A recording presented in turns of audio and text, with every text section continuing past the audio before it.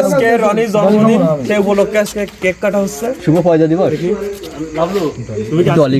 আর আবার ডলে তোমার কাছে বলো একবারই শুভ পয়দা না খাও, ধরো আমি শয়তানি করবো না। ডলের কাটি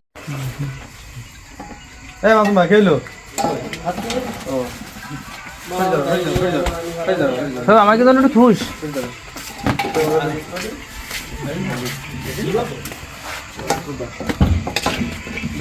টমেটো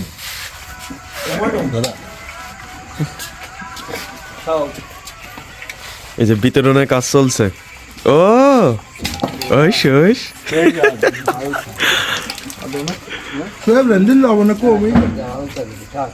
হালকা করে আর এক চোচ মারি দাও।